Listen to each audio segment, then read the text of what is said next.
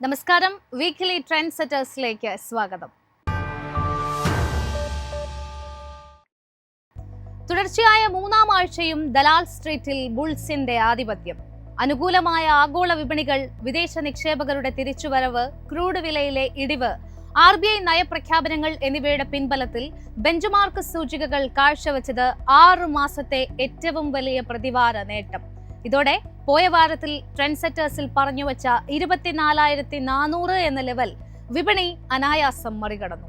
CRR 50 basis point കുറച്ച RBI നടപടിക്ക് പിന്നാലെ ബാങ്കിംഗ്, ഓട്ടോ തുടങ്ങിയ മേഖലകളിൽ റാലി പ്രകടമായി. നിഫ്റ്റി 50യിൽ 2.25%, ബാങ്ക് നിഫ്റ്റി 2.5% മുകളിലും നേട്ടം നൽകിയപ്പോൾ സെൻസെക്സ് 2.39% നേട്ടം നൽകി കരുത്ത് തെളിയിച്ചു. ബ്രോഡർ മാർക്കറ്റിലും നേട്ടം തുടർന്നതോടെ 3.5%-അടുത്തായിരുന്നു BSE മിഡ് സ്മോൾ ക്യാപ് സൂചികകളിലെ മുന്നേറ്റം. FMCG ഒഴികെയുള്ള എല്ലാ സൂചികകളും പച്ചതൊട്ട വാരത്തിൽ തുടർച്ചയായ നേട്ടത്തോടെ പ്രതിവാര പ്രകടനത്തിൽ 5% നേട്ടത്തോടെ തിളങ്ങിയത് റിയൽറ്റി, PSU ബാങ്ക് സൂചികകളാണ്. തൊട്ടു പിന്നാലെ 4%-ലധികം മുന്നേറ്റത്തോടെ മീഡിയ സൂചികയും നേട്ടത്തിൽ മുന്നിട്ട് നിന്നു. ശക്തമായ ലേബർ മാർക്കറ്റ് ഡാറ്റകളും US സമ്പദ് വ്യവസ്ഥ ശക്തമാണെന്ന ഫെഡ് ചെയർമാൻ ജെറോം പവലിന്റെ പ്രസ്താവനയും അമേരിക്കൻ സൂചികകളെ റാലിയിലേക്ക് നയിച്ചു.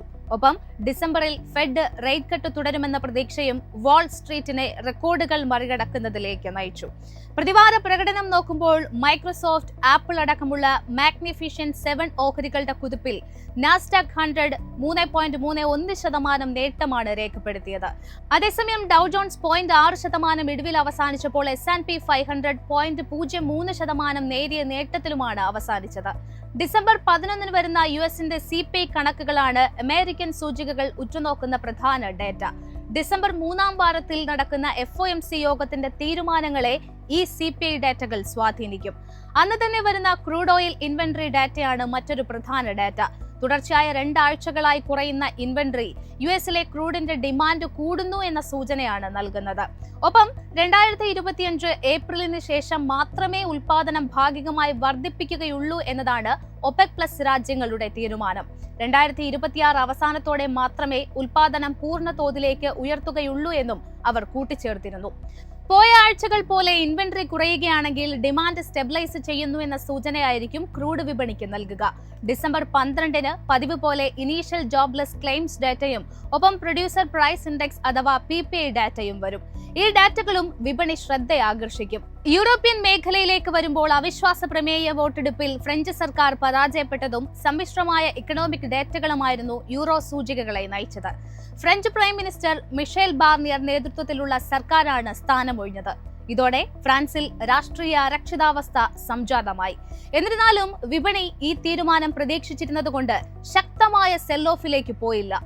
പുതിയ പ്രധാനമന്ത്രിയെ എത്രയും പെട്ടെന്ന് നിയമിക്കുമെന്ന് പ്രസിഡന്റ് ഇമ്മാനുവൽ മാക്രോൺ പ്രഖ്യാപിച്ചതിന്റെ പശ്ചാത്തലത്തിൽ CAC 40 വെള്ളിയാഴ്ച കുതിച്ചു. പ്രതിവാര പ്രകടനം നോക്കുമ്പോൾ CAC 40 1.31% നേട്ടം രേഖപ്പെടുത്തിയപ്പോൾ 3.86% നേട്ടമാണ് ഡാക്സ് സൂചിക റിപ്പോർട്ട് ചെയ്തത്. FTSE 100 0.05% നേരിയ ഇടിവോടെയാണ് ട്രേഡിംഗ് അവസാനിപ്പിച്ചത്.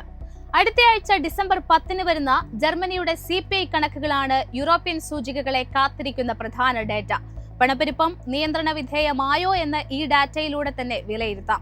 തുടർന്ന് ഡിസംബർ 12-ന് യൂറോപ്യൻ സെൻട്രൽ ബാങ്കിന്റെ ധനനയ യോഗ തീരുമാനങ്ങളാണ് യൂറോ മേഖല ഉറ്റുനോക്കുന്ന ഏറ്റവും പ്രധാന ഇക്കണോമിക് ഇവന്റ്. ഒക്ടോബർ മീറ്റിംഗിന് ശേഷം ഡൊണാൾഡ് ട്രംപിന്റെ US തെരഞ്ഞെടുപ്പ് വിജയവും തുടർന്ന് യൂറോപ്പിന്റെ താരിഫ് വർധന ഭീഷണി ഉയർന്നതും ഒപ്പം ഫ്രാൻസും ജർമ്മനിയും രാഷ്ട്രീയ അരക്ഷിതാവസ്ഥ നേരിടുന്നു എന്ന സാഹചര്യങ്ങളിലും യൂറോ മേഖലയുടെ വളർച്ച ഉറപ്പാക്കാൻ കൂടുതൽ റേറ്റ് കട്ടിനുള്ള സാധ്യതയാണ് നിലനിൽക്കുന്നത്. ഡിസംബർ 13-ന് ബ്രിട്ടന്റെ GDP കണക്കുകൾ കൂടി വരുന്നതോടെ പ്രധാന സമ്പത്ത് വ്യവസ്ഥകളുടെ സമീപ ഭാവി വിലയിരുത്താം. നിർമ്മാണ മേഖലയിലെ അനുകൂലമായ PMI കണക്കുകളും സർക്കാരിന്റെ ഭാഗത്തു നിന്നും കൂടുതൽ ഉത്തേജന പ്രഖ്യാപനങ്ങൾ ഉണ്ടാകുമെന്ന പ്രതീക്ഷയിലും ചൈനീസ് വിപണികൾ കുതിച്ചു. വാൾ സ്ട്രീറ്റിന്റെ കുതിപ്പിന് പിന്നാലെ ജാപ്പനീസ് സൂചികയിലും മുന്നേറ്റം പ്രകടമായി. ഷാങ്ഹായ് കോമ്പോസിറ്റ് സൂചിക 2.34% നേട്ടം രേഖപ്പെടുത്തിയപ്പോൾ നിക്കേ 225 2.72% നേട്ടവും രേഖപ്പെടുത്തി. വരുന്ന ആഴ്ച ഡിസംബർ 8-ന് വന്ന ചൈനയുടെ CPI PPI കണക്കുകളോടായിരിക്കും ഏഷ്യൻ വിപണിയിൽ നിക്ഷേപകർ പ്രതികരിക്കുക. ചൈനീസ് സർക്കാരിന്റെ ഉത്തേജന നടപടികൾ ഫലം കണ്ടോ എന്നും മനസ്സിലാക്കാം. അന്നേ ദിവസം തന്നെ ജപ്പാന്റെ മൂന്നാം പാദ GDP കണക്കുകളും വിപണി ശ്രദ്ധ ആകർഷിക്കും. തുടർച്ചയായ രണ്ടാം ആഴ്ചയിലും ക്രൂഡ് വിപണിയിൽ ഇടിവ് തുടരുകയാണ്. ബ്രന്റ് ക്രൂഡ് ആഴ്ച അവസാനം 2.1% ഇടിവോടെ ബാരലിന് $70.78. സമാനമായി WTI ക്രൂഡിലും പ്രതിവാരാടിസ്ഥാനത്തിൽ 2.44% ഇടിഞ്ഞ് ബാരലിന് $66.77 എന്ന നിലയിലും വ്യാപാരം അവസാനിപ്പിച്ചു. അടുത്ത വർഷം ഏപ്രിലിന് ശേഷമേ ഉൽപാദനം വർദ്ധിപ്പിക്കൂ എന്ന ഒപെക്കിന്റെ തീരുമാനവും ക്രൂഡ് വിലയെ തുണച്ചില്ല. ടെക്നിക്കൽ സൈഡിൽ ബ്രന്റ് ക്രൂഡിന്റെ ആദ്യ സപ്പോർട്ട് $70.73 തുടർന്ന് $69.35 അപ്സൈഡിലേക്ക് വരുമ്പോൾ $73.77 തുടർന്ന് $75.15 റെസിസ്റ്റൻസ് ആയി കണക്കാക്കാം. ഇത് മറികടക്കാൻ സാധിച്ചാൽ $75.98 റെസിസ്റ്റൻസ് ആയി ആക്ട് ചെയ്യും. WTI ക്രൂഡിനെ സംബന്ധിച്ച ആദ്യ റെസിസ്റ്റൻസ് 50-ഡേ SMA ലെവലായ $70.11 ആണ്. തുടർന്ന് 100-ഡേ SMA ലെവലായ $71.54 പരിഗണിക്കാം. അവിടെ നിന്നും ഒരു അപ്പ് മൂവ്മെന്റ് ഉണ്ടായാൽ പിവറ്റ് പോയിന്റ് ലെവലായ 75.27 വരെയും പോയേക്കാം. സപ്പോർട്ട് ലെവലായ $67.12 എന്ന ലെവൽ ബ്രേക്ക് ചെയ്തതോടെ ഇനി ശ്രദ്ധിച്ചിരിക്കേണ്ട പ്രധാന ലെവലുകൾ 2024 ഏറ്റവും താഴ്ന്ന നിലയായ $64.75 തുടർന്ന് 2023 ഏറ്റവും താഴ്ന്ന നിലയായ $64.38 സ്വർണ്ണവിലയിൽ പ്രതിവാരാടിസ്ഥാനത്തിൽ 0.5% ഇടിവോടെ ട്രോയ് ഔൺസിന് 2632.66 എന്ന നിലയിലാണ് വ്യാപാരം അവസാനിപ്പിച്ചത്. പലിശ നിരക്ക് കുറയ്ക്കൽ സംബന്ധിച്ച് US ഫെഡറൽ ചെയർമാൻ ജെറോം പവലിന്റെ കോഷ്യസ് ടോണും US ഡോളർ ശക്തി ആർജിക്കുന്നതും സ്വർണ്ണവിലയ്ക്ക് വെല്ലുവിളി ഉയർത്തുകയാണ്. എങ്കിലും പ്രതിദിന ചാർട്ടിൽ ഫെബ്രുവരിയിലെ ലോ ലെവലിൽ നിന്ന് വരയ്ക്കുന്ന അപ്വേർഡ് ട്രെൻഡ് ലൈനിന്റെ സപ്പോർട്ട് കണ്ടെത്താൻ ഗോൾഡിന് കഴിഞ്ഞിട്ടുണ്ട്. $2600 ഈ സൈക്കോളജിക്കൽ സപ്പോർട്ട് ബ്രേക്ക് ചെയ്താൽ നവംബർ മാസത്തിലെ ഏറ്റവും താഴ്ന്ന നിലയായ $2537 സപ്പോർട്ടായി ആക്ട് ചെയ്യും. 14-ഡേ റിലേറ്റീവ് സ്ട്രെങ്ത് ഇൻഡെക്സ് 40 മുതൽ 60 റേഞ്ചിലാണ്. ഇത് ഒരു സൈഡ് വൈസ് ട്രെൻഡിനെയാണ് സൂചിപ്പിക്കുന്നത്. വരുന്ന സെഷനുകളിൽ $2650 ഇമ്മീഡിയറ്റ് റെസിസ്റ്റൻസ് പ്രതീക്ഷിക്കാം. ഇത് മറികടന്നാൽ സർവകാല ഉയരമായ $2790 എന്ന നിർണായക ലെവലായിരിക്കും അടുത്ത മേജർ റെസിസ്റ്റൻസ്. ഡോളർ രൂപയ്ക്ക് വെല്ലുവിളി ഉയർത്തി എക്കാലത്തെയും താഴ്ന്ന ലെവലായ 84.77 രൂപയിൽ എത്തിച്ചു. RBI MPC മീറ്റിംഗിൽ റിപ്പോ നിരക്ക് മാറ്റമില്ലാതെ നിലനിർത്തിയതും രൂപയ്ക്ക് താങ്ങായില്ല. പ്രതിവാരത്തിൽ 0.13% ഇടിവോടെ 84.64 എന്ന ലെവലിലാണ് രൂപ വ്യാപാരം അവസാനിപ്പിച്ചത്. 84.77 രൂപയിലാണ് വരും ആഴ്ചയിൽ രൂപയുടെ ഇമ്മീഡിയറ്റ് സപ്പോർട്ട് ഉള്ളത്. തുടർന്ന് 85 രൂപ എന്ന സൈക്കോളജിക്കൽ ലെവലും സപ്പോർട്ടായി കണക്കാക്കാം. മറുവശത്ത് 84.6 രൂപ എന്ന ലെവൽ റെസിസ്റ്റൻസ് പ്രതീക്ഷിക്കാം. തുടർന്ന് 84.22 എന്നുള്ള നില വരെയും പോയേക്കാം. അവിടെ നിന്നും ഒരു മുന്നേറ്റം ഉണ്ടായാൽ 84 രൂപയും റെസിസ്റ്റൻസ് ആയി കണക്കാക്കാം. തുടർച്ചയായ മൂന്നാം ആഴ്ചയും വിദേശ നിക്ഷേപകരുടെ ഭാഗത്തു നിന്നും 11,933 കോടിയുടെ നെറ്റ് ബൈയിങ് ആണ് ഉണ്ടായത്. അതേസമയം ആഭ്യന്തര നിക്ഷേപകർ 1,792 കോടിയുടെ നിക്ഷേപവും നടത്തി. ഇന്ത്യൻ മാക്രോ തലത്തിൽ RBIയുടെ ധനനയ യോഗമായിരുന്നു നിർണായകം. തുടർച്ചയായ 11ാം തവണയും നിരക്കിൽ മാറ്റം വരുത്താതെ 6.5% തുടർന്നു. എന്നാൽ cash reserve ratio 50 basis point കുറച്ചത് ബാങ്കിംഗ് മേഖലയ്ക്ക് തുണയായി. ഇത് ബാങ്കുകളുടെ നെറ്റ് ഇൻട്രസ്റ്റ് മാർജിനിൽ 3 മുതൽ 5 ബേസിസ് പോയിന്റിന്റെ വർധനയ്ക്ക് കാരണമായേക്കാം. വരുന്ന വാരത്തിൽ ഡിസംബർ 12 വരുന്ന CPI കണക്കുകൾക്കാണ് പ്രാധാന്യം. മുൻമാസത്തെ 5.49% നിന്ന് ഒക്ടോബറിൽ പണപ്പെരുപ്പം 6.21 ഉയർന്നു. ഉയർന്ന ഭക്ഷ്യവിലക്കയറ്റം തിരിച്ചടിയായതോടെ റീറ്റെയിൽ പണപ്പെരുപ്പം 14 മാസത്തെ ഉയർന്ന നിരക്കിലേക്കാണ് എത്തിയത്. അതുകൊണ്ട് തന്നെ വരുന്ന വാരത്തിൽ ഈ കണക്കുകളിൽ ഉണ്ടാകുന്ന മാറ്റങ്ങൾ വിപണി സസൂക്ഷ്മമായി നിരീക്ഷിക്കും. അന്ന് തന്നെ രാജ്യത്തിന്റെ ഇൻഡസ്ട്രിയൽ പ്രൊഡക്ഷൻ കണക്കുകളും വരും. വ്യാവസായിക ഉൽപാദനം സെപ്റ്റംബറിൽ 3.1% മുന്നേറ്റമാണ് പ്രകടമാക്കിയത്. ഓഗസ്റ്റ് മാസത്തിലെ IIP -0.1% പ്രധാന മേഖലകളിൽ ഉണ്ടായ വളർച്ച തുടർന്നും ഉണ്ടാകുമെന്നാണ് വിപണി പ്രതീക്ഷിക്കുന്നത്.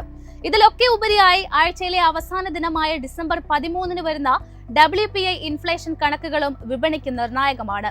ഒക്ടോബറിൽ മൊത്തവില പണപ്പെരുപ്പം 4 മാസത്തെ ഉയർന്ന നിരക്കായ 2.36% എത്തി. ഭക്ഷ്യവിലപ്പെരുപ്പം വില്ലനായി നിലനിൽക്കുന്നതിനാൽ വരുന്ന വാരത്തിലും ഈ സ്ഥിതി തുടർന്നാൽ തിരിച്ചടിയാകും. കൂടാതെ പതിവ് പോലെ തന്നെ ഫോറക്സ് കണക്കുകളും വരും. നവംബർ 29 അവസാനിച്ച വാരത്തിൽ ഇന്ത്യയുടെ വിദേശ നാണ്യ കരുതൽ ശേഖരം $1.51 ബില്യൺ ഉയർന്ന് $658.09 ബില്യൺ തുടർച്ചയായ 8 ആഴ്ചകളിലെ ഇടിവിന് ശേഷം കരുതൽ ശേഖരത്തിലുണ്ടായ തിരിച്ചുവരവ് വരുന്ന ആഴ്ചയും തുടരുമോ എന്നതും നിക്ഷേപകർ നോക്കിക്കാണും. IPO മാർക്കറ്റിലേക്ക് വന്നാൽ അടുത്തയാഴ്ച പ്രധാന സബ്സ്ക്രിപ്ഷനുമായി എത്തുന്നത് one MobiKwik systems limited IPOയാണ്.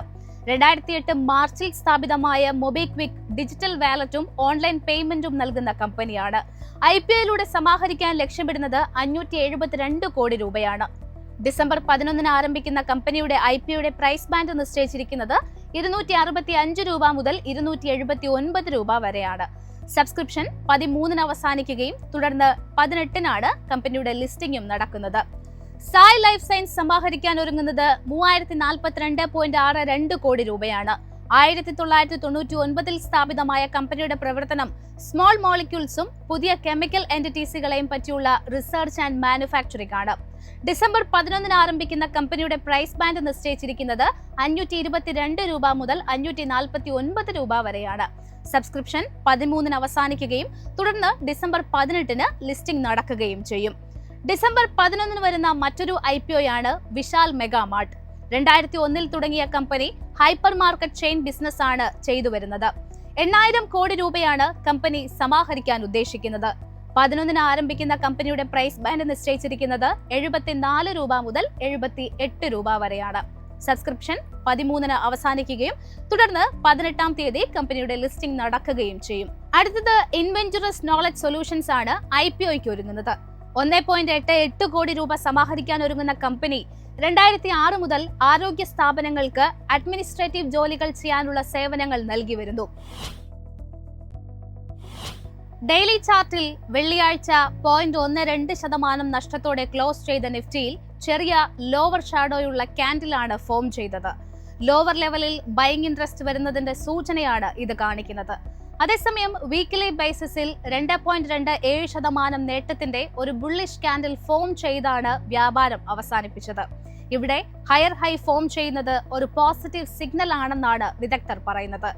Bollinger ബാൻഡ്സിലെ middle ലൈനായ 24,750 നിഫ്റ്റിക്ക് sustain ചെയ്യാൻ സാധിച്ചാൽ അടുത്ത ആഴ്ചയിലെ റെസിസ്റ്റൻസ് 24,900, 25,000 ഡൗൺ സൈഡിൽ 24,500, 24,350 സപ്പോർട്ട് മേഖലകളായും കണക്കാക്കാമെന്നും അവർ പറയുന്നു.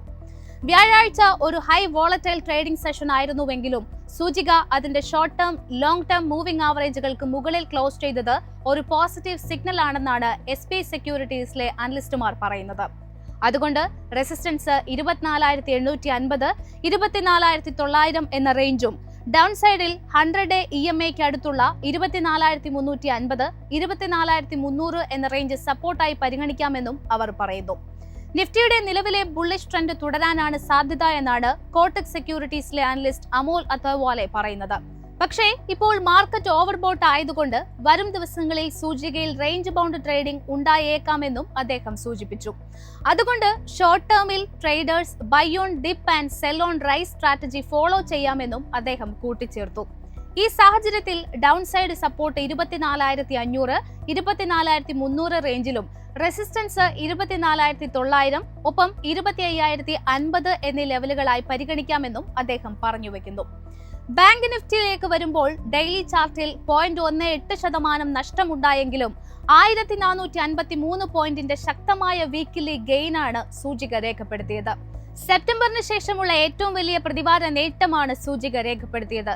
ഷോർട്ട് ടേമിൽ സൂചിക 54,000, 54,500 എന്ന റേഞ്ച് ടെസ്റ്റ് ചെയ്തേക്കാമെന്നാണ് അസറ്റ് സി മേത്ത ഇൻവെസ്റ്റ്മെന്റിലെ അനലിസ്റ്റ് ഹൃഷികേഷ് യദ്വെ പറയുന്നത്. അതേസമയം 52,850, 52,500 എന്ന ലെവലുകൾ സപ്പോർട്ട് ആയേക്കാമെന്നും അദ്ദേഹം പറഞ്ഞു. പോയ വാരത്തിൽ നിഫ്റ്റിയിൽ പ്രകടമായ ബുള്ളിഷ് സെറ്റപ്പ് തുടർന്നാൽ വീണ്ടും 25,000 മറികടക്കുമോ എന്നതാകും വരുന്ന വാരത്തിൽ നിക്ഷേപകർ ഉറ്റുനോക്കുക. മാർക്കറ്റിന്റെ കൂടുതൽ അപ്ഡേറ്റ്സും പ്രീ മാർക്കറ്റ് അനാലിസിസുമായി തിങ്കളാഴ്ച രാവിലെ 8:30 മാർക്കറ്റ് പ്ലസിൽ കാണാം. നന്ദി, നമസ്കാരം.